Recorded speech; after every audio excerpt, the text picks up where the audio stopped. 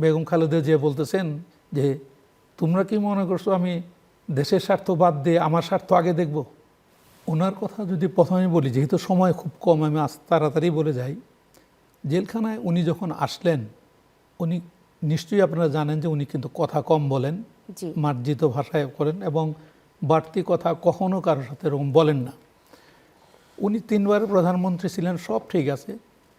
জেলখানায় থাকা অবস্থায় কখনো কোনো দিন একবারের জন্য উনি বাড়তি কোনো কিছু চান নাই আমাদের কাছে, এবং যাতে আমরা কোনো বিপদে পড়ি। এখন আপনি সময় কতটুকু দিবেন তাড়াতাড়ি বলে যাই যে প্রথম কথা এটা বলি যাই। এই কথা আমি আরেকটা টেলিভিশন চ্যানেল ওইখানেও বলছি, যখন ওনার মা মারা গেলেন তখন উনি কিন্তু অনেক কান্নাকাটি করেছেন। তখন জেলার ছিল ফারুক সাহেব, উনি টেলিফোন করলেন আমাকে যে স্যার এই অবস্থা, আপনি তাড়াতাড়ি আসেন। স্যার ভালো জানেন যে পেরোলে তখন বের করে মুক্তি দেওয়া হয়। পরের দিন 11টার সময় তার বাইরে যাওয়ার বাসায় যাওয়ার কথা, কিন্তু 12টা 1টা 1:30টা বেজে গেছে, তাও কিন্তু উনি বের হইতে পারতেছেন না নানা কারণে। কারণটা ছিল কি, আনঅফিসিয়ালি একটা আদেশ ছিল যাতে জনাব তারেক রহমান, কোকো এবং বেগম খালেদা জিয়া 3জনই দেখা করতে যাবেন, এইটা ঠিক আছে, কিন্তু কারো সাথে কারো যেন দেখা না হয়, একই সঙ্গে যেন 3জনে ওখানে না যায়। এইটার কারণে আমাদের নানা কৌশল অবলম্বন করতে হয়েছে। যে কখন প্রথমে কোকোকে পাঠানো হয়েছে, উনি যাই দেখে আসলেন, তারপর তারেক রহমান গেছেন, উনি ফেরত আসলেন, শেষে বেগম খালেদা যাবেন।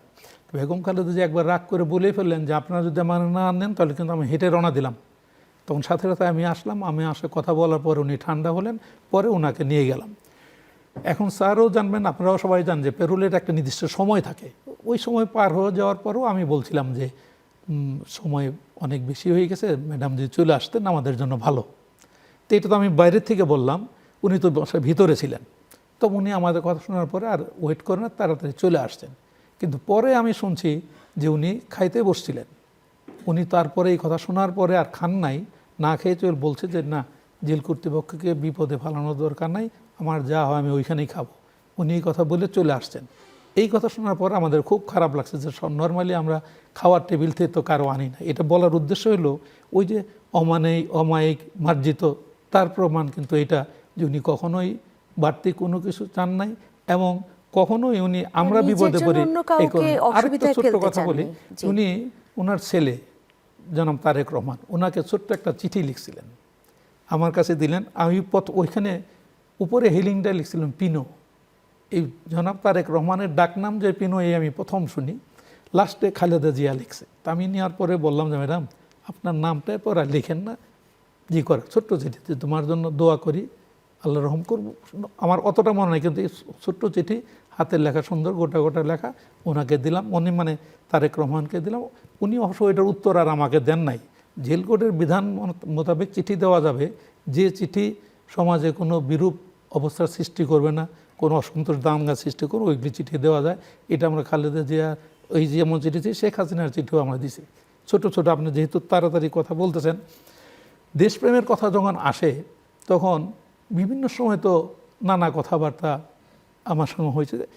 এক সময় উনি কথা বলে ফেললেন যে ডিআইজি সাহেব, আমরা জাতীয়তাবাদী শক্তি, আমরা মানে বিএনপি, আমরা কিন্তু কখনো আপনাদের অতটা ক্ষতি করব না, কিন্তু ওরা যদি সুযোগ পায় আপনাদের কিন্তু মেরে ফেলবে, ওরা যদি সুযোগ পায় আপনাদের কিন্তু মেরে ফেলবে, দুইবার করে বলে। এখন এইটা বলতে আওয়ামী লীগের কথাই উল্লেখ করতেছেন যে ওরা যদি সময় পায় আপনাদের কিন্তু সুযোগ পায় আপনাদের কিন্তু মেরে ফেলবে। এটা 2007-এর কথা। পরবর্তীতে বিরিয়ার জিনিস দেখেন। এখন এটা এক্স্যাক্টলি কী বলছিলেন এটা উনিই ভালো বুঝবেন, কিন্তু কথাটা এটা বললেন। সর্বশেষ আপনার এখানে বলি যে দেশপ্রেমের নিয়ে কথা বলেন, যখন বিভিন্ন সময় কেউ দেখা করতে আসতো তখন আমরা ব্যবস্থাটা করে দিতাম, তারা যে কথা বলতেন। একদিন আমরা নিচের তলা, আমি আর ফারুক সাহেব হলো জেলার, এখন বগুড়ার জেল সুপার, অত্যন্ত ভদ্রলোক, এবং তাকে বেগম খালেদা জিয়া খুব পছন্দ করতেন। হঠাৎ করে রাগের চোটে বেগম খালেদা জিয়া বলতেছেন যে তোমরা কি মনে করছো আমি দেশের স্বার্থ বাদ দিয়ে আমার স্বার্থ আগে দেখব?